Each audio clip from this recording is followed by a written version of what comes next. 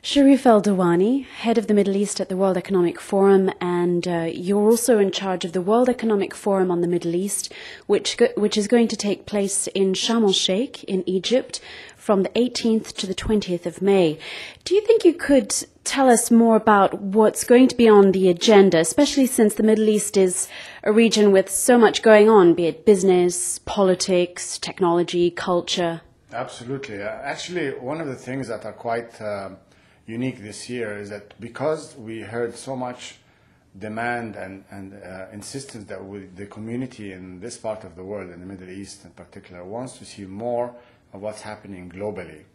It became, that's obviously natural because the Middle East is becoming integrated more and more to the global, in the global context. So the business leaders, even the public figures who work with us are demanding that we see how do global agenda issues or global trends affect the region. That's the main point of departure when we came to design the program. The second important thing is that we saw that there are certain things that have been discussed in Davos this year and the year before, and actually the year before that as well, that actually are the global trends. For example, last year, 2007, last year's annual meeting was the shifting power equation. It was referring to the rise of Asia and China in particular as a new power on the global scene. This year was about collaborative innovation and networking and powered by technology. And before that, it was climate change. Up till today, even in the Davos meeting, in the annual meeting this year, 2008, the three issues remained quite alive. And what's happening this year in the Middle East, that we are carrying these three global important agenda items to the Middle East. So if we look at concrete issues, how are they being scoped out? We provided a structure within which the participants will together, we emphasize more and more the most, working as a community. Our participants who come there are communities of business, of media leaders, of political leaders, of civil society leaders, of religious leaders, cultural leaders, and women leaders, of course, young leaders, all of the communities that come together. We're emphasizing that they will work together so that they together shape the agenda or set the agenda for 2008 and beyond. So how are we helping them do that?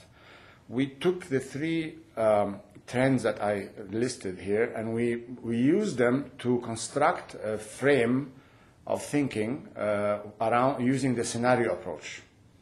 But a scenario approach is basically a story about the future. The story, a plausible story, something that is very likely to happen. So in the case of the power equation, we have the equivalent, what we call the multipolar world, where you have a rise of China as a superpower. In the next 10, 15 years, it will be quite a huge player, not only economically, but also we expect that it will have military might and contest, rival other interest, other superpowers. So there is an environment there that evolves. Other players will also come into play, like Russia and India, of course. But that's an example of the shifting power equation. We translate this into a scenario about the future. And we ask participants to answer questions in the sessions that how will the Middle East look like and what is happening now and that will be happening in the next year or two that will be able to prepare the region for such a world. A second one, we talk about collaborative innovation and technology. We have a scenario which we call a hyperlinked world. A hyperlinked world, technology becomes so cheap, mobile access to mobile telephones and mobile communication through high-speed internet using your gadget, especially with a population that's very young in the Middle East. They are extremely technology savvy. They are able to do a lot of things. That will force social change, new ideas, to even allow labor markets to function in a different way. Because I would be sitting somewhere in the Middle East and able to, through this technology, to offer my skills without having to abide by the labor laws of a particular country. It's just all over the world, I'm in demand to supply my talent for those who are there looking for me.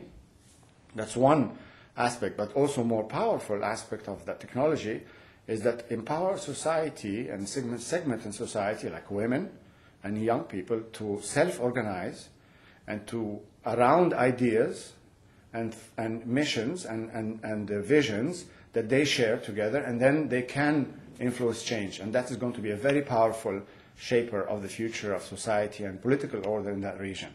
So that's the second set of scenario. We're asking participants together to look into that. The third and most interesting one as well is one that has to do with energy, of course, but it's called the sustainable world. A sustainable world is a world where actually there is a post-Kyoto framework global. Energy efficiency is the driver. New technology for access to energy is allowed, is rolled out. Energy supply is, of course, much better, yet there's still globalization is working, China's growing, a lot of things is happening, but so the oil prices are there, but yet this will provide a certain new set of rules and games that the business have to comply with. Businesses will have to do conduct themselves in energy efficient ways. So we're asking questions about how does business react to this, and we're asking our participants and the CEOs there in particular, together with policymakers, to start looking about how does this affect a Middle East business or any company doing business in the Middle East.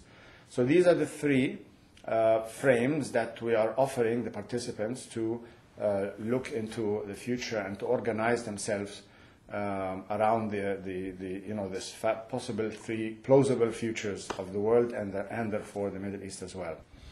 So the World Economic Forum really is organizing in Sharm el-Sheikh a comprehensive meeting that touches on all of the major topics and is going to be discussed by the key decision makers from around the world. But what really is the forum's role then in the Middle East? The forum role, like anywhere, whether globally or regionally, we pride ourselves being community builders, excellent community builders. And the term community, I know it's a term that the forum uses, but not necessarily one that everybody understands about it. A community is basically a group of people who are from the same profession, like-minded, who have shared common interest, and that they are committed to an agenda or the cause of the forum, which is improving the state of the world. So our biggest role is the building of communities and the bringing of the communities together. And then we allow informed and neutral platform, but informed discussions in a neutral. We have no position on any particular issue.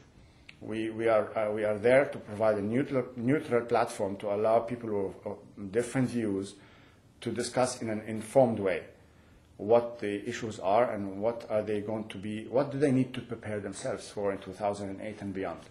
That's the main role of the forum. We highlight challenges, whether that be in the social society and change, whether that be in business or in geopolitics, and our preparation of the program presents to the participants an agenda where they are coming together to work together in the way I just described.